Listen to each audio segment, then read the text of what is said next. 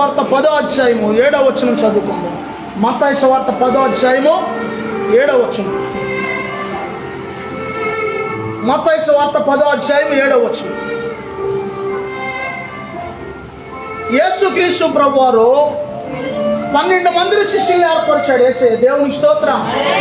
12 మంది శిష్యుల్ని కూడా దేవుని పరిచర్య కోసం యేసయ్య పంపించేటప్పుడు ఏమని చెప్పాడంటే 12 మందికి కొన్ని విషయాలు చెప్పాడు. ఏ మార్గంలో వెళ్ళాలో, ఎలా వెళ్ళాలో, ఎలా వెళ్ళకూడదు, ఎక్కడ ఏం చేయాలో అని అనేకమైన విషయాలు దేవుడు మొదలుగా వారిని పిలిచినప్పుడు ఏం చేశాడంటే మత్తయి సువార్త 10వ అధ్యాయం 1వ వచనం చదవండి అమ్మా త్వరగా. ఆయన తన 12 మంది శిష్యులను పిలిచి అపవిత్రాత్మలను వెళ్ళగొట్టుటకును, ప్రతి విధమైన రోగమును, ప్రతి విధమైన వ్యాధిని స్వస్థపరచుటకును వారికి అధికారం ఇచ్చిన దేవునికి స్తోత్రం. ఇందులో ఉన్న మర్మం ఏంటంటే ఎవరిని పిలుస్తాడో దేవుడు వారికి అధికారం ఇస్తాడు. ఎవరినైతే దేవుడు పిలుస్తాడో ఖచ్చితంగా వారికి అధికారము. చాలా మంది సేవలోకి వస్తున్నారు, కొన్ని సంవత్సరాల పాటు మంచిగా సేవ చేస్తున్నారు, బలమైన సేవ చేస్తున్నారు, మరలా వెనక్కి వెళ్ళిపోతున్నారు. ఏంటి ప్రభా అని ఒక దైవజనుడు ప్రార్థన చేశాడంట. మరలా సేవ వదిలేసి మరలా వ్యాపారాలకి రకరకాల వాళ్ళ పాత జీవితాల్లోకి వెళ్ళిపోతున్నారు. ఏంటి నాయన అని ప్రార్థన చేస్తే దేవుడు అన్నాడంట, దేవుడు ఒకే ఒక్క మాట సమాధానం చెప్పాడంట, నేను వారిని పిలవలేదు అన్నాడంట. దేవునికి స్తోత్రం. నేను వారిని పిలవలేదు. ఈ రోజు అంశం ఏంటంటే దేవుని సువార్త, దేవుని వాక్య పరిచర్య. దేవునికి స్తోత్రం. ఇందులో నుంచి కూడా దేవుడు మనతో మాట్లాడతాడు. ఎక్కడి నుంచైనా దేవుడు మాట్లాడగలడు. యేసు ప్రభువారు మొదటిగా కొందరిని పిలిచినట్టుగా కనబడుతుంది. దేవునికి స్తోత్రం. రెండవది వానికి అధికారం ఇచ్చినట్టుగా కనబడుతుంది. దేవునికి స్తోత్రం. 7వ వచనం మీరు చదివితే మొట్టమొదటిగా యేసయ్య చెప్పిన మాట ఏంటంటే, జాగ్రత్తగా రండి, మళ్ళీ నేను అడుగుతాను మమ్మల్ని, పరలోక రాజ్యము సమీపించి ఉన్నది కనుక మీరు మారు మనసు పొందండి అని ప్రకటించమన్నాడు అందరికీ. దేవునికి స్తోత్రం. పరలోక రాజ్యం సమీపించి ఉన్నది కనుక, ఉదాహరణకి మనం అందరం పెళ్లికి ఎక్కడికైనా వెళ్తున్నాం అనుకోండి, జాగ్రత్తగా బస్సు వచ్చేసింది, అందరూ బేగా రండి, లేకపోతే బస్సు అంటే సమీపించి ఉన్నది అంటే దానికి అర్థం ఏంటంటే వచ్చేసి రెడీ ఉంది, నువ్వు ఎక్కాలి. అది దేవునికి స్తోత్రం. మొట్టమొదటి పాయింట్ యేసయ్య చెప్పిన మొట్టమొదటి పాయింట్, పరలోక రాజ్యం సమీపించి ఉన్నది కనుక మీరందరూ మారు మనసు పొందాలి అని ప్రకటించాలంట. మొదటి పాయింట్. దేవునికి స్తోత్రం. అందరూ చెప్తాం దేవునికి స్తోత్రం. రెండవది ఏంటి? రోగులను స్వస్థపరచండి. దేవునికి స్తోత్రం. కొంతమంది ఏమంటారంటే రోగాలు పోతాయా, ప్రార్థన చేస్తే రోగాలు పోతాయా, అయితే జబ్బులు ఉన్న వాళ్ళు మేము తీసుకొస్తాం మమ్మల్ని స్వస్థపరచండి అంటారు. స్వస్థపరిచేది ఎవరో? ఆయన శక్తితో సేవకులు ప్రార్థన చేస్తే స్వస్థత.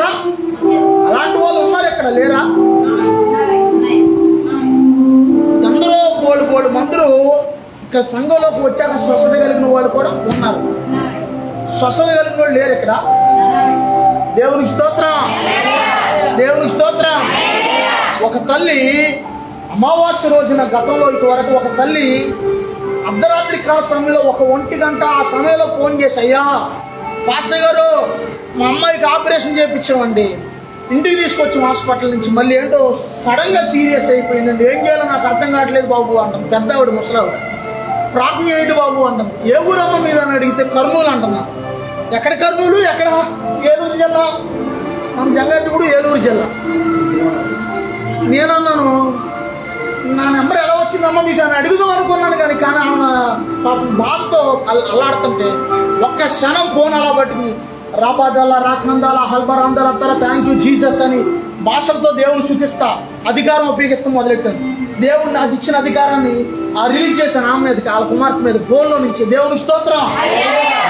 ప్రార్థన చేసి ప్రభా ఇప్పుడే నాయన బిడ్డను తాకునైనా స్వస్థపరిచయ్యా అని ప్రార్థన చేస్తే ఎంత మంచి దేవుడు యేసయ్య. దేవునికి స్తోత్రం. ఎంత మంచి దేవుడు చూడండి. నిజంగా ప్రార్థన చేసి ఫోన్లో మళ్ళీ వాళ్ళ కోసం ఇక్కడ మోకాలు వేసాను. ప్రభా, ఎవరైతే ఏ తల్లి అయితే నాకు ఫోన్ చేసిందో వాళ్ళ కుమార్తెను తాకండి అయ్యా, స్వస్థపరచండి ప్రభా అని ప్రార్థన చేస్తుంటే అద్భుతంగా తెల్లారాక ఆ తల్లి మళ్ళీ ఫోన్ చేసింది. అయ్యా, మీరు ప్రార్థన చేశాక ఆ నొప్పి తగ్గిపోయిందయ్యా, నిమ్మలంగా ఉందయ్యా అంది ఆ తల్లి. దేవునికి స్తోత్రం. మరి ఇలాంటి ఎన్నో ఎన్నో కార్యాలు ఈ మధ్యకాలంలో ఈ మధ్యకాలంలో మన సహోదరికి ఆవేశం వచ్చేసి చాలా సీరియస్ అయినప్పుడు ఏనా ప్రార్థన చేస్తే స్వస్థ వచ్చిందా రాలేదా? యేసయ్య అంటున్నాడు, పరలోక రాజ్యం సమీపించి ఉన్నదని ప్రకటించండి అంటున్నాడు యేసయ్య. రెండోది, రోగులను స్వస్థపరచండి అంటే ప్రార్థన చేయమంటున్నాడు రోగుల కోసం. దేవునికి స్తోత్రం. మూడోది ఏమంటున్నాడు? చదువు అమ్మా. చనిపోయిన వారిని లేపండి. ఇది అయిద్దంటారు. ఇది చాలా కష్టమైంది. అసలు జరిగిద్ది ఎక్కడన్నా? జరిగిద్దా జరగదా? చెప్పండి. జరిగింది. దేవుడు చెప్పిన మాట ఖచ్చితంగా జరిగింది. కొన్ని మన దగ్గర జరగవచ్చు, కొన్ని ఇతరుల దగ్గర జరగవచ్చు. దేవునికి స్తోత్రం. ఓ పాస్టర్ గారు వెనకమాల ఒక అతన్ని తీసుకుని ఇంకో పాస్టర్ గారిని సేవలోకి వెళ్తుంటే యాక్సిడెంట్ అయ్యి ఆ పాస్టర్ గారు చనిపోయారంట. వెనకమాల పాస్టర్ గారు. ఈ ఎదరేమో ఆయన తీసుకెళ్లే పాస్టర్ గారు స్కూటర్లో వెళ్తున్నారు. నడు రోడ్డు మీద జనాలందరూ పోగొడిపోయారంట. ఈయన నడు రోడ్డు మీద ఏడుస్తా పాస్టర్ గారు, ప్రభా, ఇతన్ని నేను తీసుకొచ్చాను ప్రభా, ఇతని భార్య పిల్లలకి నేను ఏమని చెప్పను ప్రభా, అయ్యా నువ్వు ఏదో ఒకటి చేయను, ఈ సమయంలో అద్భుతం చేయండి ప్రభా. నడు రోడ్డు మీద ఏడుస్తా ఈ పాస్టర్ గారు ఇంకో పాస్టర్ గారి కోసం ప్రార్థన చేస్తుంటే ఒక్కసారిగా చనిపోయిన పాస్టర్ గారు ఒక్కసారి తగ్గి లేచాడండి పైకి. దేవుని స్తోత్రం. ఎంత మంచి దేవుడో చూడండి యేసయ్య. దేవుని స్తోత్రం. ఎంత మంచి దేవుడు. నాలుగో పాయింట్ ఏంటి?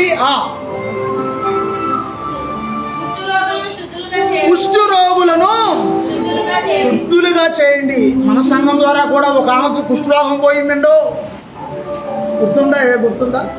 పేర్లు వద్దులే, ఎవరిని మనం అవమానపరచకూడదు. ఒక తల్లి తన కుమార్తెకి గోర్లన్నీ పుచ్చిపోతుంటే మందుల షాప్ కాడికి వెళ్తే చూసి, అమ్మ ఇదేదో తేడాగా ఉంది, కుష్ఠరోగం లాగా ఉంది, ఇది రాజమండ్రి తీసుకెళ్ళండి అని చెప్పారట. దేవునికి స్తోత్రం. ఆమె వచ్చి నా దగ్గర గల్లుమని, అయ్యా ఇదిగో బాబు ఇలా ఉందయ్యా, చెల్లికి ఇలా అంటున్నారయ్యా, అక్కడ మెడికల్ షాప్ కాడికి వెళ్తే భయంగా ఉంది బాబు, కొంచెం ప్రార్థన చేయండి బాబు అని చెప్పి కొబ్బరి నుండి అప్ప తెచ్చింది. ప్రార్థన చేసి, అమ్మ ఈ తైలం రాయండి అమ్మ తీసుకెళ్ళి అని చెప్తే ఆ తైలం రాసేసరికి అద్భుతంగా ఈ యొక్క పుచ్చిపోయిన గోర్లన్నీ కూడా మళ్ళీ మాడిపోవడం మొదలెట్టింది. దేవునికి స్తోత్రం. దేవునికి స్తోత్రం. ఎంత మంచి దేవుడు. అనేకమైన చోట్ల దేవుడు చెప్పిన ప్రతి కార్యము జరుగుతుంది. దేవునికి స్తోత్రం. తర్వాత 5వ పాయింట్, దయ్యములను వెళ్ళగొట్టండి. దేవుడు ఉంటాం ఎంత నిజమో దెయ్యాలు ఉంటాం కూడా. నేను అనుకునేవాడిని సేవలోకి రాకముందు, ఎందుకో మరి మా తల్లిదండ్రులు మమ్మల్ని వాటి గురించి తెలియజేయలేదు ఎప్పుడు కూడా.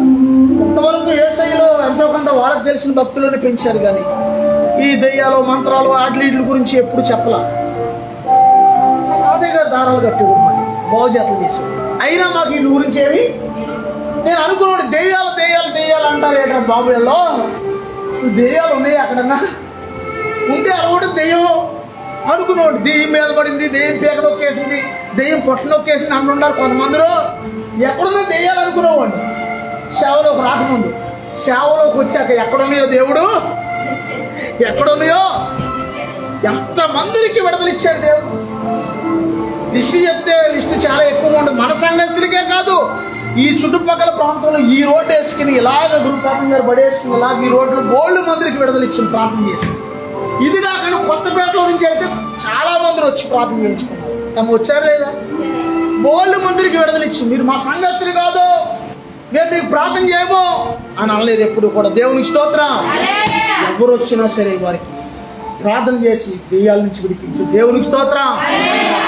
హాస్పిటల్కి వెళ్తే వేల రూపాయలు ఖర్చు అయిపోయింది కొంతమందికి అయితే, కానీ దేవుని సన్నిధిలోకి వచ్చాక వాళ్ళకి ప్రార్థన చేస్తే ఆ దురాత్మల నుంచి దేవుడు విడిపించాడు. దేవునికి స్తోత్రం. యేసయ్య నిన్ను విడిపిస్తాడు. ఆమేనండి. ప్రతి బంధకాల నుంచి దేవుడు నిన్ను విడిపిస్తాడు. ఆమేనండి. ప్రతి బలహీనతల నుంచి దేవుడు నీకు విడుదలిస్తాడు. ఆమేనండి.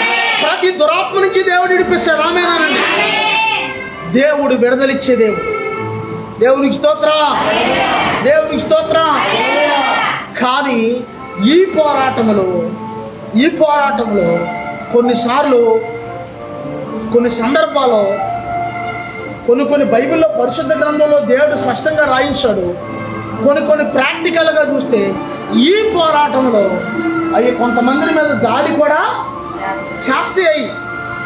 కానీ దేవుడు ఎవరినైతే పిలిచాడో వారిని ఏం చేస్తాడంటే ప్రొటెక్ట్ చేస్తాడు దేవుడు. ఆమేనంటే ఇప్పుడు యేసు ప్రభు వారు ఆ యొక్క అపోస్తుడైన పౌలు గారు దెయ్యాలు నిలబడుతున్నాడని చెప్పి 7కి వెళ్ళి వాళ్ళు కూడా యేసు నామమున కనిపిస్తున్నావు ఎలాంటి అనగానే దెయ్యాలు ఏమన్నా తెలుసా?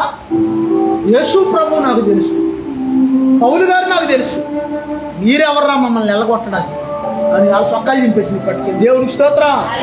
చొక్కాలు పట్టుకుని రామసాయి గారు పరిశుద్ధాత్మ అనుభవంలోకి రాకముందు ఆయన ఎవరంటే ఆర్సిఎం పాస్టర్ గారు. ఆయన ఆర్సిఎం చర్చ్ ఉంటుంది కదా, రోమన్ క్యాథలిక్ సంఘం. ఆ సంఘం పాస్టర్ గారు ఫస్ట్లో, ఆయన ఇప్పుడు కాదు ఫస్ట్లో. ఒక దెయ్యం పట్టినోడు ఎవడో ఉన్నాడని తీసుకెళ్తే రామసాయి గారిని చిత్త కొట్టేశాడు అంటాడు. దెయ్యం పట్టినోడు పట్టుకుని చొక్కా చింపేసేసి కొడతంటే 8 కిలోమీటర్లు పారిపోయాడంట. ఎన్ని కిలోమీటర్లు? 8 కిలోమీటర్లు పరిగెత్తాడంట ఆ దెయ్యం దెబ్బ నుంచి. చొక్కా చింపు కొట్టాడంట, మామూలుగా కూడా కాదు. తర్వాత ఆయన దేవుని పరిశుద్ధాత్మతో నింపబడిన తర్వాత ప్రభా ఏంటైనా పరిస్థితి అంటే అసలు నాలో దేవుని పవర్ ఉందా లేదా చూద్దామని చెప్పి మళ్ళీ అదే ఊరు వెళ్ళారన్నమాట. నా దెయ్యం పట్టుకోవద్దు వెళ్తాడు, ఇలా అన్నాడు, కొళ్ళు పట్పట్పట్మా అంటున్నాడు. ఏయ్ ప్రభు నాతో ఉన్నారు అనగానే ఆ దెయ్యం పట్టినాడు, నువ్వే గెలిచావు, నేను వెళ్ళిపోతున్నాను అన్నాడు. దేవునికి స్తోత్ర. నువ్వే గెలిచావు, నేను వెళ్ళిపోతున్నాను. దేవుని పరిశుద్ధాత్మ శక్తితో మనం సమస్తాన్ని జయించగలము. ఆమేనా? మన శక్తితో మనం సాధించలేదు, కానీ యేసయ్య శక్తితో మనం ఏదైనా చేయగలము. ఆమేనా? దేవునికి స్తోత్రం. దేవునికి స్తోత్రం. యేసు ప్రభువులో ఉన్న శక్తితో మనం ఏదైనా సాధించగలము. యేసు ప్రభు ద్వారా మనం ఏదైనా సాధించగలము. ఫస్ట్లో నాకు ఫెలోషిప్ అనుభవంలో ప్రభువులోకి నడిపించిన పాస్టర్ గారు ఆయన ఏమనేవాడు అంటే, అయ్యా రాజు అండను బట్టికి కొండ పాకాలి అనేవాడు. ఆయన అర్థమైందా? అర్థం కాలేదా? ఓడను బట్టికి కొండ ఎక్కాలి అనేవాడు. దేవుని స్తోత్రం. నీకు కొంచెం నీకున్న అండను బట్టికి కొండ ఎక్కాలి. ఏంటా అండ? దేవుని స్తోత్రం. చెప్పండారా ఏంటమ్మా? యేసు దేవుడే నా అండదండరా, యేసు ఉండగా నాకు దిగులు లేదురా. యేసు దేవుడే నా అండదండరా, యేసు ఉండగా నాకు దిగులు లేదురా. ఎన్నైనా నేడైనా రేపైనా యేసే యేసే యేసే కొలువ నాకు.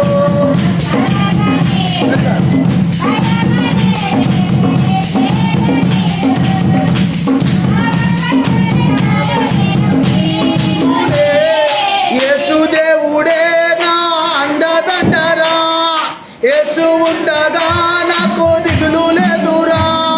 నిన్నైనా నేడైనా రేపైనా నా మహిమ యేసే యేసే, రేపైనా నా మహిమ యేసే యేసే యేసే. దేవుని స్తోత్రం. హల్లెలూయా. యేసయ్య నీకు అండగా ఉండాలి. ఆమేన్. ఒకవేళ నువ్వు అనుకోవచ్చు, అయ్యగారు నాకు చాలా అండ్లు ఉన్నాయండి, చాలా అండ్లు ఉన్నా ఒక్కోసారి రావు. వస్తాయా? చాలా అండ్లు ఉన్నా చెప్పండి, వస్తాయా? మనం అనుకుంటాం, నీ మనసులో నువ్వు అనుకుంటావు అందరూ నా బంధువులే, అందరూ నాకు సహాయం చేస్తారు. ఎవరు చేస్తారు? అందరూ కూడా కష్టకాలంలో సాధారణంగా మనుషుల పరిస్థితి ఎలా ఉంటుందంటే, నీ దగ్గర ఏమీ లేకపోతే అందరూ దూరం అయిపోతారు. తెలుసా నీకు ఆ విషయం? ఫంక్షన్లు జరిగినా సరే నేను పిలవరు అవసరం అయితే, ఎందుకంటే నువ్వు పిలవదగ్గ వ్యక్తివి కాదు కాబట్టి. అదే నీ దగ్గర డబ్బులు ఉన్నాయనుకోండి, నీ దగ్గర మంచి ప్రాపర్టీ, మంచి ఆస్తి ఉందనుకోండి, మంచి ధనం ఉందనుకోండి, నీ బంధువులు అంటారు పలానోళ్ళు ఫంక్షన్కి పిలిచారు నీకు చెప్పారా అంటారు. నీకు పిలవలేదు అని తెలిస్తే అప్పుడు నీకేమనిపిస్తే? ఏమనిపిస్తుందమ్మా చెప్పండి? చెప్పండి, బాధేద్దా? అప్పుడు నీకు బాధ అయ్యకూడదు, పట్టుదల రావాలి. అందరిని బట్టి కొండెక్కి చూపించాలి. దేవునికి స్తోత్రం. అరే కంగారు పడిపోకుండా నేను కూడా ఒక రోజు కొండెక్కి చూపిస్తాను మీకు. దేవునికి స్తోత్రం. అమ్మ బాధ అవుతుందా? చేస్తే మనం నిరాకరించబడిన రాయి మూలకు తలరాయి అన్నాడు యేసయ్య. దేవుని స్తోత్రం. నువ్వు పదే నిరాకరించబడుతున్నావంటే కూడా నువ్వు సామాన్యమైన వ్యక్తివి కాదు అని అర్థం. దేవుని స్తోత్రం. సమస్త జనముల్లోనూ ప్రత్యేకమైన వ్యక్తిగా దేవుడిని నిన్ను ఎన్నుకున్నాడు అని అర్థం. దేవుని స్తోత్రం. దేవుని స్తోత్రం. మన స్థితిగతులు బట్టి కూడా పరిస్థితులు ఏం చేస్తారంటే రకరకాలుగా లెక్కేస్తారు. దేవునికి స్తోత్రం. అక్కడ చూసుకుంటే మరొకటి అపోస్తుల కార్యాలు 8వ అధ్యాయము 36వ వచనం 38వ వచనం చదువుకుంటే, అపోస్తుల కార్యాలు 8వ అధ్యాయము 36వ వచనము 38వ వచనం. వారు త్రావను వెళ్ళుచుండగా నీరున్న ఒక చోటకి వచ్చినప్పుడు నపుంసకుడు ఇదిగో నీళ్లు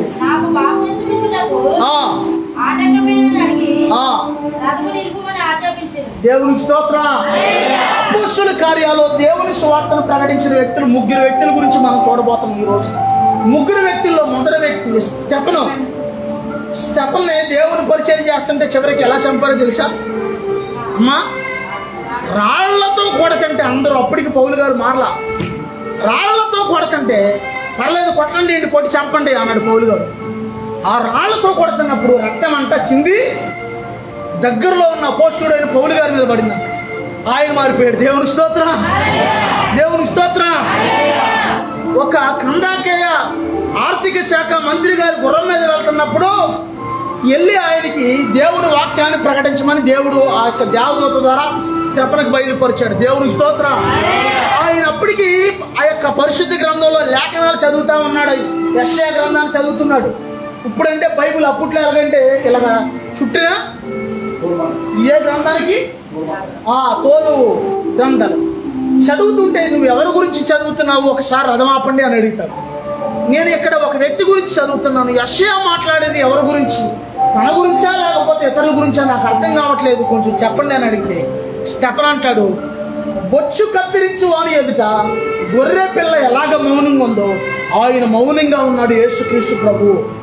ఎందుకు మౌనంగా ఉన్నాడయ్యా అంటే సకల మానవాళి కోసం రక్తం కార్చడానికి మౌనంగా ఉన్నాడు యేసయ్య అని చెప్తాడు. దేవుని స్తోత్రం. చెప్పినప్పుడు ఆయన స్పాట్లో అప్పటికప్పుడు మారి ఆయన అంటాడు, ఇదిగో నీళ్లు, నాకు ఇప్పటికిప్పుడే బాప్టిజం ఇచ్చేయండి అంటాడు. దేవుని స్తోత్రం. దారిలో వెళ్తుండగా బాప్టిజం పొందాడు ఈ యొక్క ఆర్థిక శాఖ మంత్రి. ఆ బాప్టిజం పొందారు. దేవుని స్తోత్రం. రెండవది ఆ యొక్క రెండో మాట చూసుకుంటే అపోస్తుల కార్యాలు 10వ అధ్యాయము 44వ వచనము 47వ వచనం చదవండి. 44వ వచనం చదవండి. పేతురు ఈ మాటలు ఇంకా చెప్పుచుండగా అతని బోధ విన్న వారందరి మీదకి పరిశుద్ధాత్మ దిగిన. దేవునికి స్తోత్రం. కొర్నేలి ఇంటిలో, అన్నుడైన కొర్నేలి ఇంటిలో అపోస్తుడైన పేతురు గారు బోధిస్తున్నప్పుడు ఆయన బోధ విన్న వారందరి మీదకి పరిశుద్ధాత్మ వచ్చిందండి. దేవునికి స్తోత్రం. పరిశుద్ధాత్మను పొందుకోవడం 3 రకాలు ఉన్నాయి. ఏంటో 3 రకాలు చెప్పాలి. 3 రకాలు ఉన్నాయి పరిశుద్ధాత్మతో నువ్వు నింపబడాలంటే. ఒకటి, నువ్వు మారు మనసు పొంది బాప్టిజం తీసుకుంటే పరిశుద్ధాత్మతో నింపబడతావని అపోస్తుల కార్యాలు 2:38లో ఉంది. అపోస్తుల కార్యాలు అది యోహాను సువార్త 20వ అధ్యాయంలో యేసుక్రీస్తు ప్రభువారు తన శిష్యుల మీదకి ఊది పరిశుద్ధాత్మను రిలీజ్ చేశాడంట. గాలి ఊది. దేవునికి స్తోత్రం. మూడవది, పరిశుద్ధాత్మ అనుభవం కలిగిన సేవకులు బోధిస్తున్నప్పుడు నువ్వు శ్రద్ధగా జాగ్రత్తగా వింటే ఆ పరిశుద్ధాత్మ నీ మీద కూడా వచ్చేస్తాయి. దేవునికి స్తోత్రం. అపోస్తుడైన పేతురు గారు బోధిస్తున్నప్పుడు బోధ విన్న వారందరి మీదకి ఏమొచ్చింది? పరిశుద్ధాత్ముడు వచ్చాడు. దేవునికి స్తోత్రం. ఆ తర్వాత 47వ వచనంలో ఆయన ఏమంటున్నాడండి పేతురు గారు, అందుకు పేతురు, మన వలె పరిశుద్ధాత్మను పొందిన వీరు బాప్టిజం పొందకుండా ఎవడైనను నీళ్లకు ఆటంకం జ్ఞాపకం కలగజేయగలడా? దేవునికి స్తోత్రం. అంటే నిన్ను బాప్తిసం పొందకంటే ఏది అడ్డగిస్తుంది అని అంటున్నాడు ఆయన.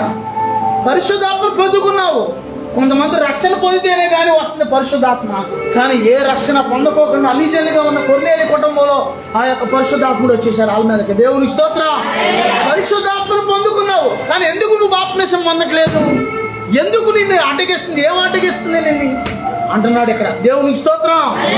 ఓసారి కొంతమంది రక్షణ పొందుదామన్న దెయ్యాలు రక్షణ పొందని ఎందుకు? ఏదో రకంగా ఎప్పుడోకప్పుడు నిన్ను ఎలాగోకరగో చంపి నిన్ను నరకానికి తీసుకెళ్లాలనేదే సాతాను యొక్క ఆలోచన. అందుకే వాడు ఏం చేస్తాడంటే రక్షణ పొందనీయకుండా వీలైనంత వరకు చాలా చాలా చాలా చాలా ఎక్కువగా ప్రయత్నిస్తాడు వాడు. దేవునికి స్తోత్రం. ఊరజర్లో ఒక ఆవిడ, పెద్ద రత్నం ఒక ఆవిడ ఉంది. ఆమె అప్పటికే పేషెంట్. ఒక రోజున 10 మందికి బాప్తిసాలు ఇస్తుంది. ఆమె కూడా నేను కూడా బాప్తిసం తీసుకుంటానయ్యా అని పేరిచ్చింది. ఈలోపు సైతాన్ ఎలా అడ్డొచ్చిందంటే వేరే ఆమెలో దూరి, ఇప్పుడేందుకు బాప్తిసాలంటే కొత్త బట్టలు ఉండాలి, ఇలా తీసుకోకూడదు ఇలాగా అన్నంట ఒక ఆమె. బైబిల్లో ఉండాలి కానీ అమ్మ ఉందా చెప్పండి, ఉందా? సైతాన్ మరి అలాంటి ట్రిక్లో ఉపయోగిస్తుంది. ఆడు చేయడు, చేసేవాళ్ళని. సైతాన్ ఎక్కడ డైరెక్ట్గా రాడాడు, మనుషుల్లోనే దూరుతాడు. మనుషుల్లో దూరి ఏం చేస్తాడంటే వాడు చేయడు, ఎదరవాళ్ళు చేయడు. దేవునికి స్తోత్రం. వాడుకున్న విధానం ఏమన్నాడంటే అప్పుడే ఎందుకు కొత్త బట్టలు కావాలి అది ఇది అంటే ఆమె వచ్చి నన్ను అడిగి. బైబిల్లో అలా లేదమ్మా, నువ్వు నీ హృదయం మారి యేసు ప్రభునందు నీకు విశ్వాసం ఉంటే నువ్వు తీసుకోవచ్చు అని అంటే పాపం ఆ తల్లి వచ్చి బాప్తిసం తీసుకుంది. బాప్తిసం తీసుకున్న కొన్నాళ్ళకి ఆమె అప్పటికే పేషెంట్గా ఉంది. పాపం ఆమె చనిపోతే ఎవ్వరూ రాకపోతే ఆ కార్యక్రమం మేమే చేసాం. దేవునికి స్తోత్రం. దేవునికి స్తోత్రం. ఆమె మాటని బాప్తిసం తీసుకోలేదనుకో ఆమె పరిస్థితి ఎలా ఉంటుంది? అప్పటికే ఆమె శవాన్ని వేరే వాళ్ళు ఎక్కడో పరేద్దామని చూశారు. కానీ ఆ యొక్క రక్షణ పొందడం వల్ల నా కార్యక్రమం అంతా మేమే చేసాం. దేవునికి స్తోత్రం. ఒకటేమో రథమేనమ్మ అలా పరిగెత్తి దేవుని వాక్యాన్ని ప్రకటించాడు స్తెఫను. అన్యులైన కొర్నేలి ఇంటిలో దేవుని వాక్యాన్ని ప్రకటించి నిన్ను రక్షణ పొందనీయకంటే బాప్తిసం పొందనీయకంటే నీళ్ళు అడ్డగిస్తున్నాయా? ఏం అడ్డగిస్తుంది అంటున్నాడు ఆయన. దేవునికి స్తోత్రం. ఒక్కోసారి ఏం అడ్డగిస్తుందో మనం పరిశీలించుకోవాలి. మనుషుల రూపంలో ఉన్న దెయ్యాలు ఒక్కోసారి ఏం చేస్తాయి అంటే మనల్ని అడ్డగిస్తే రక్షణ పొందనీయకుండా. దేవునికి స్తోత్రం. గతంలో చాలా మంది ఈ ఏరియాలో ఈ ప్రాంతంలో చాలా మందికి బాప్తిసాలు ఇచ్చారు. ఊరజలో కూడా చాలా మందికి బాప్తిసాలు ఇచ్చారు. ఇంతవరకు అయితే టిప్పుకి 10 మందికి ఇచ్చేవాళ్ళం, టిప్పుకి 5 ఇచ్చేవాళ్ళం, ఒక్కోసారి ఒక్కరికి కూడా ఇచ్చేవాళ్ళం. దేవునికి స్తోత్రం. అపోస్తుల కాలంలో మరొక వ్యక్తి అర్ధరాత్రి బాప్తిసం ఇచ్చాడు ఒక ఆయన అయితే. అది కూడా అపోస్తుల కార్యాలు 16వ అధ్యాయము 25వ వచనం చదవండి. 16:25.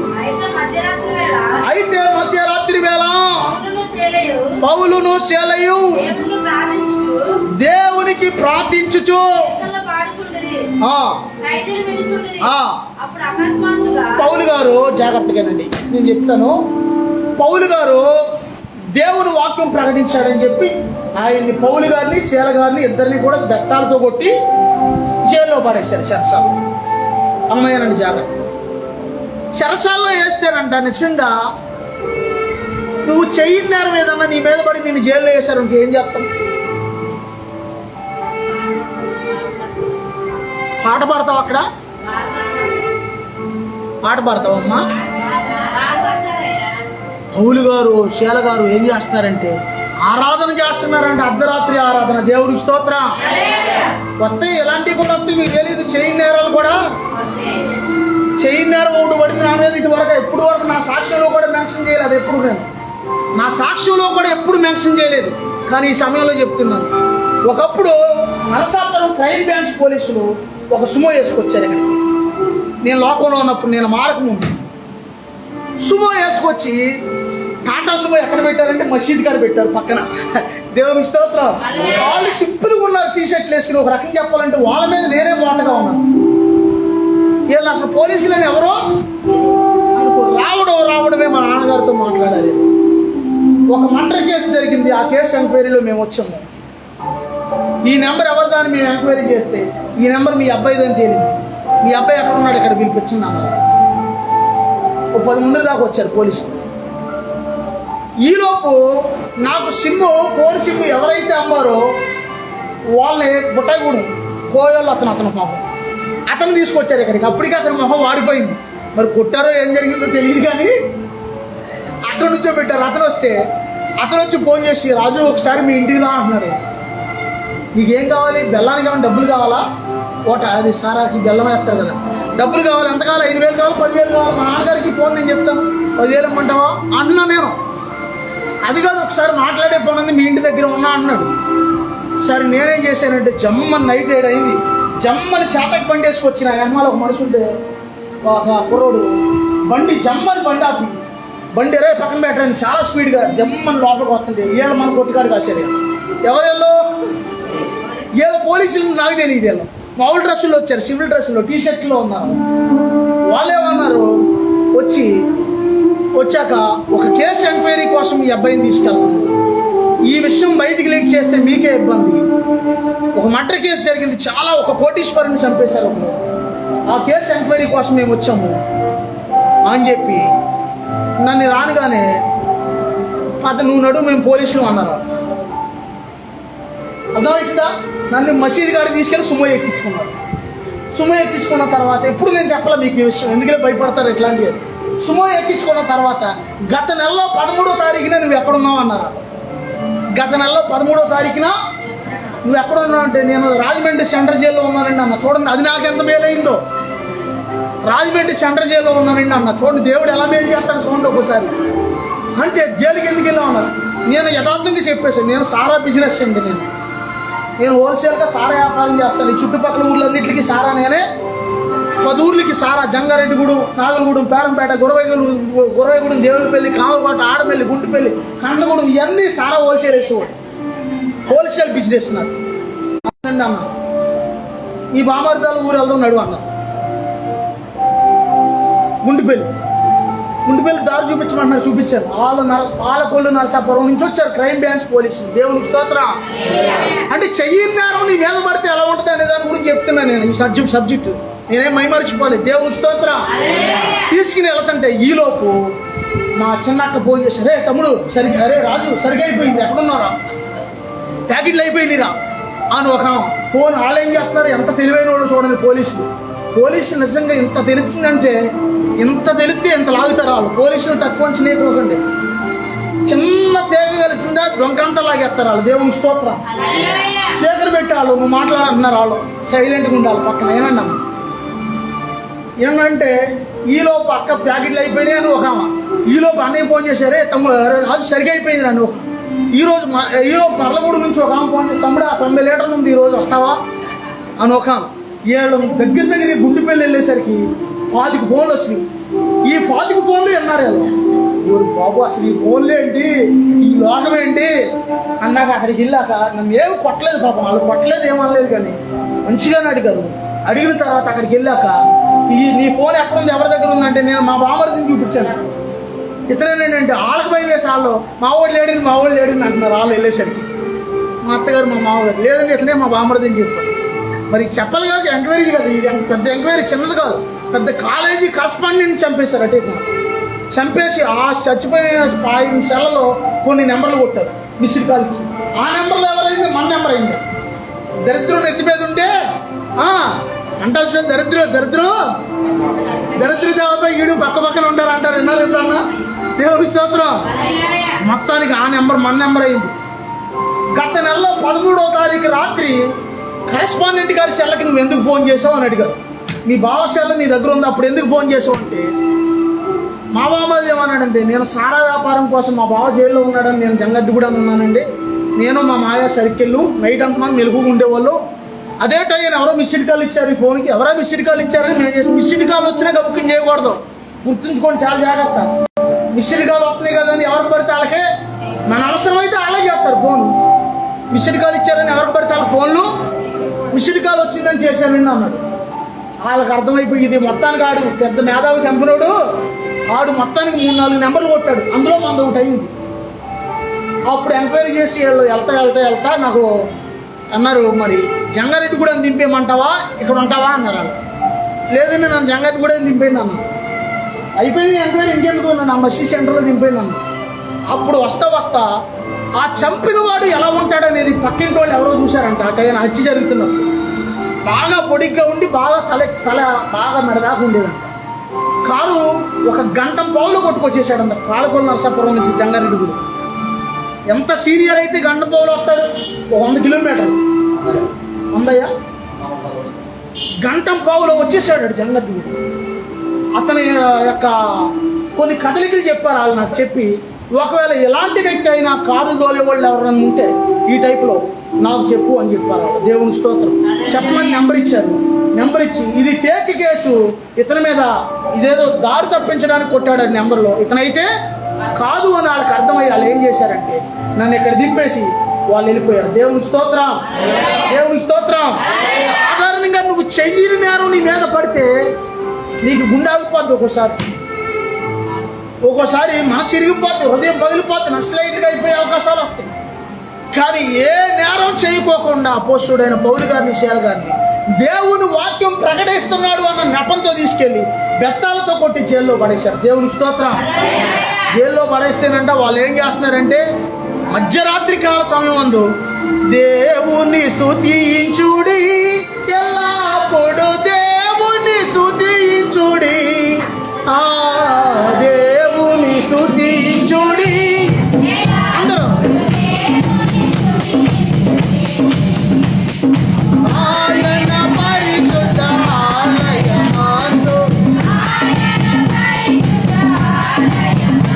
ఆయన సన్నిధిలో ఎల్లప్పుడు దేవుని స్తుతించుడి,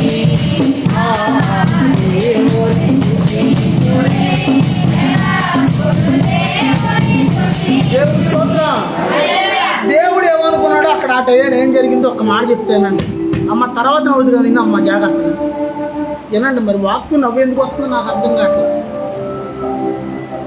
దేవుడు ఏమనుకున్నాడో ఆ సందర్భం బట్టి మీరు క్యాచ్ చేయండి. ఎవరన్నా నా కోసం దెబ్బలు తిన్నారు, నా కోసం జైల్లో వేయబడ్డారు, నా కోసం ఎంత జరిగినా సరే నన్ను స్తుతిస్తున్నారు, ఆరాధిస్తున్నారు అని వాడు దేవుడు అనుకున్నాడు. దేవునికి స్తోత్రం. అనిగిరి ఏం చేశాడంటే వీళ్ళ ఆరాధన మొదలెట్టంగానే భూకంపం వచ్చేసిందండి అక్కడ. దేవునికి స్తోత్రం. జైలు గోడలు పడిపోయినాయి అక్కడ. దేవునికి స్తోత్రం. ఖైదీలందరూ కూడా పారిపోదాం అనుకోండి.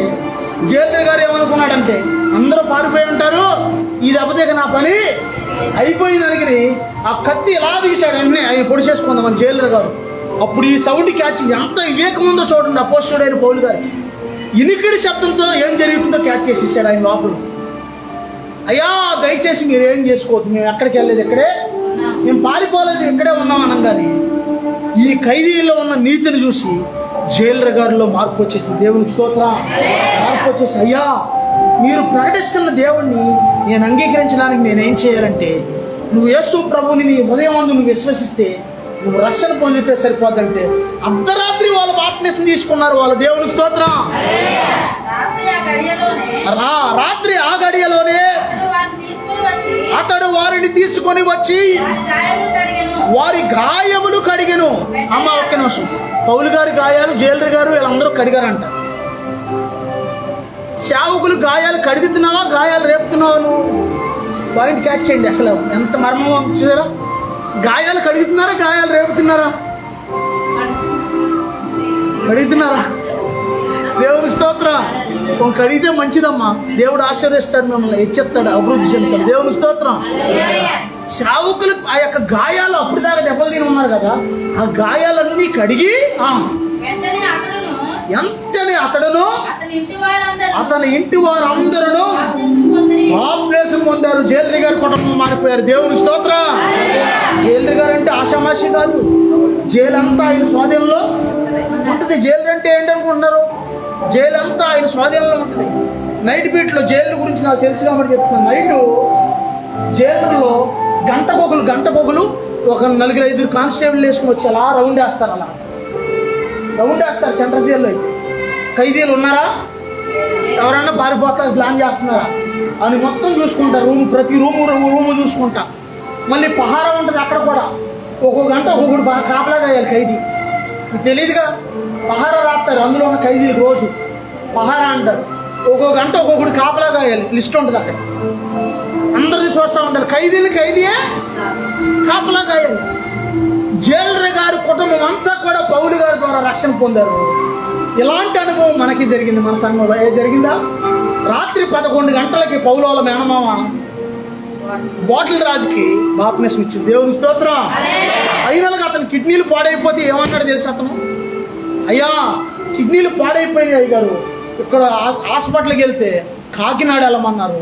ఇక బ్రతికితానో సస్తానో తెలియదు. ఒకవేళ నేను బ్రతికి వచ్చాను అనుకోండి, దేవుడి కోసమే బ్రతుకుతాను.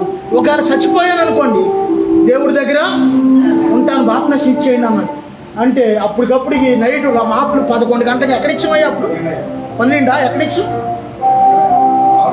నాగులగూడెం కాలువ దగ్గరికి తీసుకెళ్ళి నైట్ 12 గంటలకి బాప్టిజం ఇచ్చాము.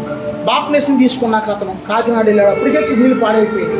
కాకినాడ వెళ్ళాక అక్కడికి వెళ్ళాక చనిపోయాడు. శిలువలో దొంగకి ఎలాగైతే అవకాశం వచ్చిందో అతను ఫైనల్గా లోకంలోనే జీవించాడు. అప్పుడు దాకా తాగాడు, తిన్నాడు, తిరిగాడు, ఆ లోకంలో జీవించాడు. ఎన్ని రకాల జీవితాలు ఉన్నాయి అతని దగ్గర. కానీ ఫైనల్గా ఒక్క క్షణంలో మారిపోయాడు. దేవునికి స్తోత్రం, దేవునికి స్తోత్రం. అలాగని శిలువలో దొంగలాగా అందరికీ అవకాశము ఉండదు. ఎవరికో ఒకరికి దేవుడు అవకాశం ఇస్తాడు. దేవునికి స్తోత్రం. నిశ్చయంగా ఇట్లాంటి అనుభవం మన సంఘంలో కూడా దేవుడు జరిగించాడు. దేవునికి స్తోత్రం. మాట రాట్లా. దేవునికి స్తోత్రం, దేవునికి స్తోత్రం. వాళ్ళ ప్రయాస ఎంత ప్రయాస అంటే గతంలో కూడా చెప్పారు. స్టెఫను, పేతురు, పౌలు గారు లాగైతే మనం ఒకరోజు కూడా సేవ చేయలేము. ఎందుకు చేయలేము? మనకు ప్రార్థన జరగాలంటే ఫ్యాన్ తిరగాలి, మనకు ప్రార్థన జరగాలంటే లైట్ జరగాలి, మనకు ప్రార్థన జరగాలంటే మంచి మంచి కెమెరాలో ఉండాలి, మనకి ప్రార్థన జరగాలంటే డ్రమ్ములు, కీబోర్డులు అన్నీ ఉండాలి. ఇంకా కొంతమంది అయితే వాళ్ళకి ఏసీలు కూడా ఉండాలి. ఇంకా మీరు నయం, ఏసీలు పెడతారో లేదని ఎవరో బలవంతం చేయట్లేదో, ఉన్నంతలో సరిపెట్టుకుంటున్నారు. దేవునికి స్తోత్రం. కానీ వాళ్ళ సముద్రం పొట్టిన మోకరించి ప్రార్థన చేశారు. దారమ్మటి వెళుతుండగా దేవుని వాక్యాన్ని ప్రకటించారు. జైల్లో ఆరాధన చేశారు. అన్ని ప్రతికూల పరిస్థితులు ఉన్నప్పుడు ఆరాధన చేశారు వాళ్ళు. దేవునికి స్తోత్రం. మరి ఇట్లాంటి అనుభవమే ఒకసారి మళ్ళీ మనకు జరిగింది. ఎలాంటిది? అన్ని ఏంటో మన అనుభవాలే నడిపిస్తున్నాడు దేవుడే వాళ్ళు. నేను భక్తులు ఒక ఆయనది డేవిడ్ లివింగ్స్టన్ గారి గురించి చెప్దాం అనుకున్నా. పైన ఆఖరికి చెప్తాను. తెల్లవారుజామున ఈస్టర్ పండుగ జరుగుతుంటే ఆరాధన చేస్తున్నాం. అప్పుడు బ్యాచ్ చేతులు ఎత్తండి ఒకసారి. అప్పుడు ఉన్నావు ఏరా మీరు ఎవరో? ఈస్టర్ పండుగ జరుగుతుంటే ఆరాధన చేస్తుంటే ఎవరో ఇన్ఫర్మేషన్ ఇచ్చారు, లాక్డౌన్ అప్పుడు ప్రార్థనలు పెట్టకూడదు. 5గురు వచ్చి 32 మంది మీద కేసు రాశారు మన సంఘంలో. లాక్డౌన్లో 5గురు వచ్చి ఎస్ఐ గారు, కానిస్టేబుల్ గారు, మిలిటరీ ఆయన, ఏడ్ గారు, వీళ్ళందరూ వచ్చి 32 మంది మీద కేసు రాశారు. నేనన్నా వీళ్ళందరినీ వదిలేయండి, నా పేరు రాసుకుంటున్నారు లేదా? నాకెవరు మాదిరి? ఏసయ్యే. యశమని తోటలో అందరిని పట్టేసుకునేసరికి వీళ్ళందరినీ వదిలేయండి అంటాడు ఏసయ్య. దేవుని స్తోత్రం. వీళ్ళందరినీ వదిలేయండి అంటే వదల్లా, అందరి పేర్లు రాశారు. కానీ ఆ కేసు ఫైల్ అవ్వకుండా దేవుడు చేశారు. దేవుని స్తోత్రం. దేవుడు ఆ ఫీల్డ్లో నుంచి నన్ను పిలిచాడు కాబట్టి సైతాను ఇప్పుడు దాకా నేను మారిన తర్వాత దగ్గరికి 4-5 సార్లు ప్రయత్నించాడు నా మీద మళ్ళీ ఏదో కేసు కడదామని. కానీ దేవుడు రాయడానికి పెన్న రానిలేదు వాళ్ళకి. దేవుడికి స్తోత్రం. చేయడానికి, కేసు కట్టడానికి ఏది దేవుడు? ఒకవేళ వచ్చింది అనుకో, ఒకవేళ ఏదన్నా మళ్ళీ సాక్ష్యం పెరిగిద్ది, ఇంకా పాంప్లెట్లో మ్యాటర్ పెరిగిద్ది. ఇంకా అర్థమైంది? నీకు అర్థం కాలేదా? సైతానికి ఆడికి తెలిసి ఏం జరిగిద్దో. ఏదైనా మనకి ఏది జరిగినా ఇది సాక్ష్యం పెరిగిపోతుంది. అర్థమైంది పాయింట్? మనం ఏది చేసినా సరే వీడి సాక్ష్యం మళ్ళీ పెద్దదైపోతుంది. అది ఒక పక్కన వాడిపోయాం. దేవుడు ఆలోచన ఏంటంటే, నన్ను నమ్మి నా కుమారుడు సమస్తాన్ని విడిచి వచ్చాడు నాలోనికి, నా కుమారుడికి ఏ ఇబ్బంది రానివ్వకూడదు అనేది దేవుని ఆలోచన. ఆమేనానండి. నువ్వు దేవుడిని నమ్మి పరిపూర్ణంగా దేవుని వైపు తిరిగావు అనుకో, దేవుడు నిన్ను అడిగడిగినా కాపాడతాడు. ఆమేనానండి. దేవునికి స్తోత్రం. ఆ యొక్క మరొక్క మాట చెప్పి ముగించేస్తానండి. ఆ యొక్క 2 తిమోతి 4వ అధ్యాయం 5వ వచనం చదవండి. 2 తిమోతి 4వ అధ్యాయం 5వ వచనం. 2 తిమోతి 4వ అధ్యాయం 5వ వచనం.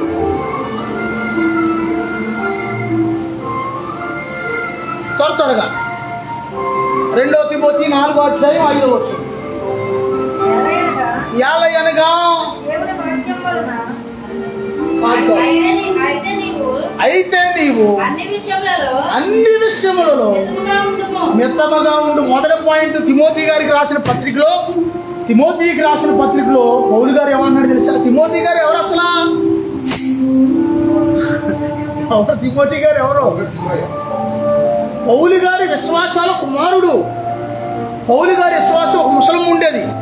ఆ ముసలం వల్ల మనవడు కుమారుడు కూడా కాదు, మనవడు. అపోస్తుడైన పౌలు గారి పరిచయంలో ఒక ముసలమ్మ ఉంది. అప్పటికి ఆ మంచి విశ్వాసం కలిగిన వ్యక్తి. వాళ్ళ మనవడు ఏమయ్యాడంటే పౌలు గారి శిష్యుడయ్యాడు. దేవునికి స్తోత్రం. ఒకసారి అంటాడు, మీ నాయనముల మీ అబ్బలో ఉన్నటువంటి భక్తి నీలోకి వచ్చిందయ్యా తిమోతి అంటాడు పౌలు గారు. దేవునికి స్తోత్రం. అర్థమవుతుందా?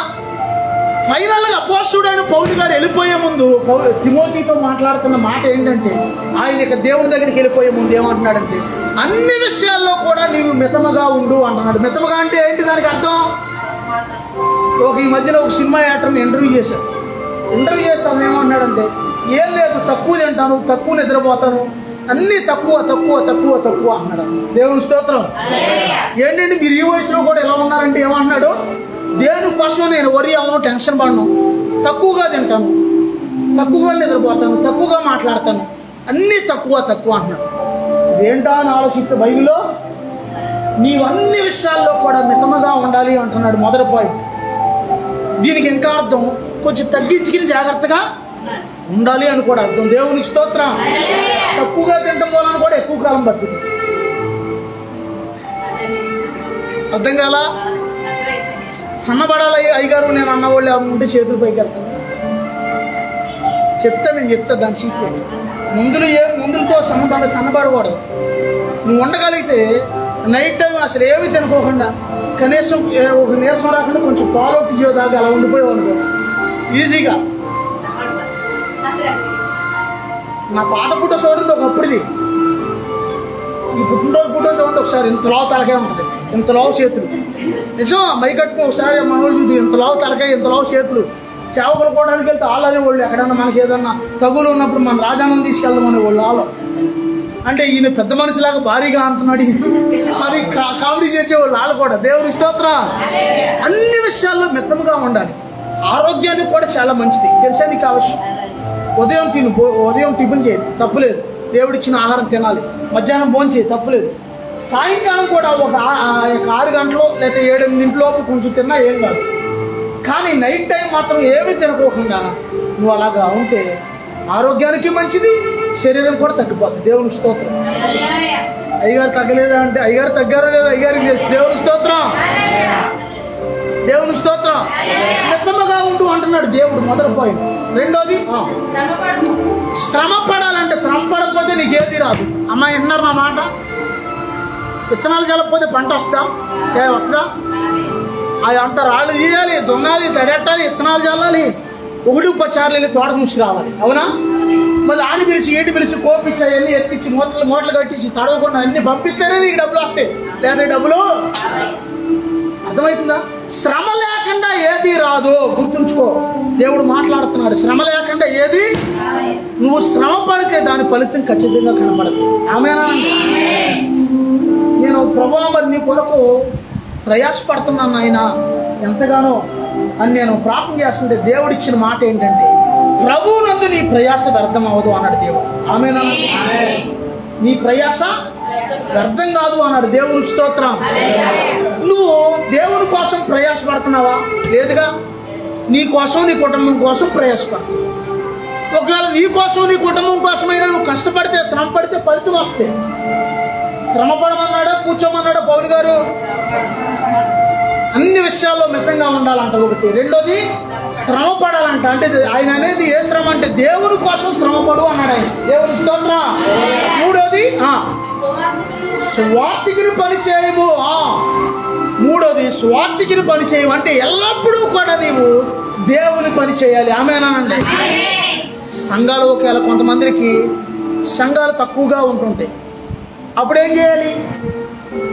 పని మన కోసం ఎత్తుకుంటా రాదు, మనమే పని క్రియేట్ చేయాలి, పని తయారు చేయాలి. అర్థం కాదా? ఇప్పుడు దేవుడు ఇచ్చిన ఆలోచనతో పాంప్లెట్ అనేది ముద్రించు.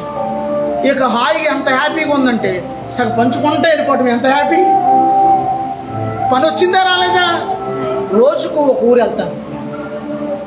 నాకు ఇన్ని పాంప్లెట్లు టార్గెట్ ఉండవు. 10 పాంప్లెట్లు, ఒక 20 పాంప్లెట్లు అనుకో. ఖచ్చితంగా అయ్యేదాకా కూడా పంచి తిరిగి వస్తాను. మంచి ఎండలో, భయంకరమైన ఎండలో వెళ్తాం. ఒక్కోసారి 4 ఎండిపోతుంటుంది. ఒక్కోసారి ఎండకి డీహైడ్రేషన్ గురైపోయి తలంతా విపరీతమైన నొప్పి వచ్చేస్తాయి. అయినా సరే పని చేస్తాను. ఏమనుకుంటానంటే సువార్తికుని పని చేయాలి, దేవుడు చెప్పిన మాట వినాలి, దేవుని పని చేయాలి. ఇదే చివరికి మన కోసం నిలబడద్ది. మనం దేవుని కోసం పడిన ప్రయాస చరిత్రలో నిలబడద్ది అని అనుకుంటాం. దేవునికి స్తోత్రం. ఆఖరిగా ఒక్క మాట చెప్పి ముగించేస్తున్నాను. పరిశుద్ధాత్మ దేవుడు పలికిస్తున్నాడు. డేవిడ్ లివింగ్స్టన్ అనే ఒక భక్తుడు ఉన్నాడు. మీరు యూట్యూబ్లో కొట్టినా గూగుల్లో కొట్టినా వస్తాయి. ఆయన బాగా చదివి గొప్ప డాక్టర్ అయ్యాడు. అయిన తర్వాత ఆయన దేవుని పరిచర్య కోసం చిన్నప్పటి నుంచి కూడా ఆయన హృదయంలో ఒక మంట మండుతూ ఉండేదంట. దేవుని కోసం నేను ఏదైనా చేయాలి, దేవుని కోసం నేను ఏదైనా చేయాలి, దేవుని కోసం నేను ఏదైనా చేయాలని చిన్నప్పటి నుంచి ఆయన హృదయంలో మంట ఆడుతుండేదంట ఆలోచన. దేవునికి స్తోత్రం. పెద్ద అయ్యాడు, డాక్టర్ అయ్యాడు. అన్ని రకాలుగా ఆఫ్రికా అడవుల్లోకి రోడ్డులు లేవు, ఏమి లేవు, గుంటలు లేవు, ఏమి లేవు. ఏమున్నాయి? ఆఫ్రికా అడవుల్లోకి ఆయన పెద్దవాడయ్యాక భార్య బిడ్డను తీసుకుని ఆఫ్రికా అడవుల్లో దేవుని సువార్త ప్రకటిద్దామని వెళ్తే ఒకసారి సింహం దాడి చేసిందంట ఆయన మీద. సింహం పంజాతో కొట్టిందంట సింహం.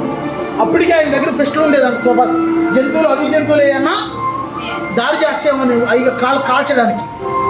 సింహం దాడి చేస్తే ఆయన కుడి జబ్బ అంతా పడిపోయింది. జబ్బ చెయ్యంతా సింహం కొట్టిన దెబ్బకి ఆయన చెయ్యి డ్యామేజ్ అయిపోయింది, కుడి చెయ్య. కొన్నాళ్ళు అయ్యాక అడవులో ప్రయాణం చేస్తుంటే ఒక పొలమొద్దోడు గుచ్చుకుని కనుగుడ్డు పోయిందండి. ఓ చెయ్యి పోయింది, ఒక కన్ను పోయింది. మనం చేస్తామా సేవ? అయ్యా చేస్తామా? కొంచెం బండి మీద కూర్చుని మనం 4 పాంప్లెట్లు పంచాలంటేనే మనకి మనసు ఒప్పదు, అవునా?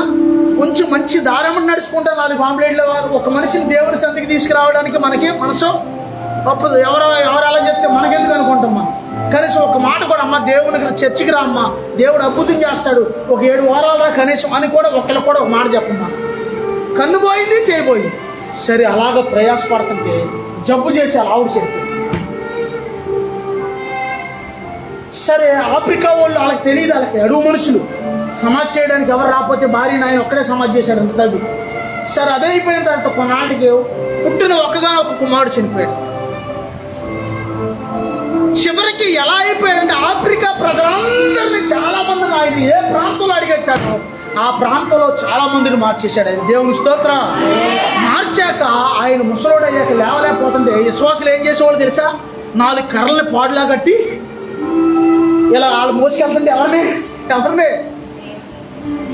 దేవుణ్ణి కాదు, పాస్టర్ గారిని మోసుకెళ్తుంటే ఆయన దాని మీద కొడుకుని చెప్పుకోవడంట వాక్యం. అది లేవలేని స్థితిలో కూడా మనం మొత్తం సేవకుడి భారం ఎంతైనా మనం మోయడానికి ఇష్టపడతామా? కానీ అంతా ప్రయాసపడ్డాక చివరికి ముసలోడైపోయి అక్కడే చనిపోయాడు. ఆయన చనిపోతే ఆఫ్రికా ప్రజలు డేవిడ్ లివింగ్స్టన్ గారిని చాలా మంచి పర్సనాలిటీ కలిగిన వ్యక్తి. ఆయన్ని వాళ్ళ విశ్వాసులు అందరూ సమాధి చేశారు. అక్కడ మిషనరీస్ కొంతమంది వేరే సేవకులు వచ్చారంట ఆఫ్రికా అడవులోకి. ఆయన శరీరం తవ్వి ఆయన బాడీని ఒకవేళ ఎముకలుంటే ఎముకలైనా సరే తీసుకుని పెట్టులో పెట్టుకుని వేరే చోటకి తీసుకెళ్ళి వాళ్ళ దేశంలో సమాధి చేద్దామని మిషనరీస్ వస్తే వాళ్ళు మిషనరీస్ దగ్గర అన్నారంట, మాకు ఏమీ తెలియని స్థితిలో మా ప్రాంతానికి వచ్చి ఇదిగో మా బ్రతుకులు మార్చి మా జీవితాన్ని మార్చి మా కొరకు ఎంతో ప్రయాసపడి దైవజనుడు అయ్యా ఈయన శరీరాన్ని మేము ఇవ్వం, మా కళ్ళ ముందు ఎప్పుడు కూడా మాకు కనబడుతుండాలి ఈయన అని చెప్పి ఆ సమాధిని అక్కడే ఆ ఆఫ్రికా ఖండంలో సమాధి చేసుకున్నారంట. దేవుని స్తోత్రం. దేవుని స్తోత్రం. నేను చెప్తున్నాను, ప్రభువునందు ప్రయాసపడితే గనక చరిత్రలో నీ పేరు మారుమోగిపోతుంది. ఉన్నా లేకపోయినా ఒక్కోసారి మనం ఉన్నాం కానీ మన పేరు మారుమోగుద్ది. ఒక్కోసారి ఏమైంది అంటే చనిపోయాక మారుమోగుద్ది. కొంతమందికి ప్రవీణ్ పాస్టర్ గారి పేరు ఎలాగైతే మారుమోగిపోయింది అలాగే. దేవునికి స్తోత్రం. నువ్వు దేవుని కోసం ప్రయాసపడితే దేవుడు నిన్ను ఆమేనండి నీ కుటుంబాన్ని నీ పిల్ల తరతరాలు జీవిస్తాడు. దేవుని కోసం, దేవుని పరిచర్య కోసం ప్రార్థన చేయాలి. దేవుని పరిచర్య కోసం మనం సహకరించగలిగితే ఖచ్చితంగా సహకరించాలి. అంతేకాకుండా ఇతరుల దేవుని యొద్దకు మమ్మల్ని నడిపించాలి. దేవునికి స్తోత్రం. ఖైదీలు పాపం వాళ్ళు అనేవాళ్ళు, అయ్యా మాకెవ్వరూ లేరండి సాయం చేయడానికి, అయ్యా మాకేదైనా కొంచెం ధన సాయం 2000 సాయం పంపించండి రామారావు గారు. మేము హైకోర్టుకి అప్పీల్ చేసుకుని, మేము ఆ గవర్నమెంట్ లాయర్కి అప్పీల్ చేసుకుని మేము బయటపడతామంటే, జైల్లో నుంచి వచ్చాక చాలా మందికి లెటర్లలో మనీ ఆర్డర్ చేయించేవాడు సెంటర్ జైలు మామూలుగా. వాళ్ళు ఏం చేసేవాళ్ళు తెలిసే దానికి ఫలితంగా, అయ్యా మేము మీకోసం మీ కుటుంబం కోసం ప్రార్థన చేసుకునేవాళ్ళు, ప్రార్థన చేస్తున్నామండి మీ అందరి కోసం అనేవాళ్ళు. ఎందరో అనేక మంది ఖైదీలు చేసిన ప్రార్థన ఒక రోజున మా కుటుంబంలో నన్ను సేవకుడిగా మార్చేసింది. దేవుని స్తోత్రం. దేవుని స్తోత్రం. ప్రభువునందు నీ ప్రయాస వ్యర్థం అవ్వదు. ఆమేనండి. ప్రభువునందు నీ ప్రయాస, నువ్వు ఎదుట వాళ్ళకి చేసిన సాయం కూడా వ్యర్థమవదు. ఏదో రోజున దేవుడు మళ్ళీ అది కొలిచి మనకు మళ్ళీ ఇస్తాడు. దేవునికి స్తోత్రం. మనం చేసిన సాయం కానీ గుర్తుంచుకోండి, మన ఆశీర్వాదం కానీ మన శాపం కానీ ఒక్క మాట చెప్పి ముగిస్తున్నాను, కుటుంబంలో మొదటి సంతానం మీద పడదు. అర్థం కాదా? మన ఆశీర్వాదం అయినా సరే మొదటి పిల్లలు మొదటి సంతానం మీదే పడద్దు ఎప్పుడు కూడా. మొదట ఎవరు పుడతారో ఆడపిల్లైనా మగపిల్లైనా వాళ్ళ మీదే చూపిస్తుంది మన ఆశీర్వాదం అయినా సరే మన శాపం అయినా సరే. మనం దేవుళ్ళో మంచి బలంగా వెళ్తుంటే మన ఆశీర్వాదం మన పిల్లల మీద కనబడదు. లేదు ఒకవేళ మనం తరతరాలు శాపంలో జీవిస్తాం, ఇంకా శాపంలోనే బ్రతుకుతూ ఉంటే అది కూడా పిల్లల మీదే చూపించే అవకాశాలు ఉన్నాయి. ఎందుకంటే కొన్ని ప్రాక్టికల్గా నేను చూసిన దాన్ని బట్టి, ఇతరులను చూసిన దాన్ని బట్టి చెప్తున్నాను. దేవునికి స్తోత్రం. అందుకే నువ్వేం చేయాలంటే, ఒకవేళ ఇంకా నువ్వు మారకపోతే గనక దేవుని సన్నిధిలో ఇప్పుడే నువ్వు మారు. దేవునికి స్తోత్రం. దేవునికి స్తోత్రం. మార్పు చెందవా నీవు, మార్పు చెందవా, మారు మనసు నీవు పొందవా, మారు మనసు నీవు పొందవా, మార్పు చెందవా నీవు, మార్పు చెందవా, మారు మనసు నీవు పొందవా. ఎన్నాళ్ళు నీవు